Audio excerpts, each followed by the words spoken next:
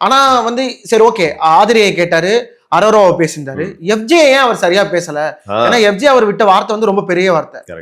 அது வந்து சரியாவே வார்ன் பண்ணல, அப்படி மேலோட்டமா சொல்லிட்டு போயிட்டாரோ அப்படிங்கிற மாதிரி கருத்து நிறைய பேருக்கு இருக்கு. அதுதான் போன சீசன்ல வந்து நம்ம நிக்சன் சொன்னாப்ல 2 சீசன் முன்னாடி சொருவிடுவேன் அப்படின்னும் போது கமல் சார் இருக்கும் போது அது வந்து பெரிய பேசு பொருளா மாறிச்சு. அதே வார்த்தை அந்த சொருவிடுவேன் அடுத்த டைமென்ஷன் தான் இந்த வெட்டிடுவேன் அப்படிங்கிறது.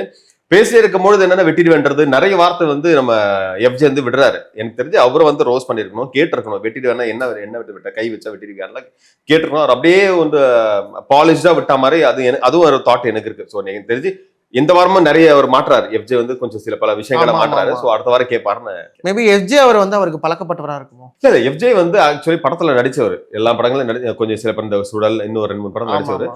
பழக்கப்பட்டவங்க கிடைக்கப்பட்டவங்க கிடையாது. இப்ப சாச்சனா கூட பழக்கப்பட்டவங்க தான், படம் முழுக்க நடிச்சிருக்காங்க விஜய் சேதுபதி அவர்கள் கூட. ஆனா அவரு கேட்கிற இடத்துல கேட்டாரு, கொஞ்சம் வந்து அந்த மகள்ன்ற பாசமும் நிறைய இருந்தது. அதனால வந்து இது வந்து ஒரு ஷோ, இங்க ஷோ எப்படி நடக்கணுமோ அது மாதிரி தான் நடக்குவாரு.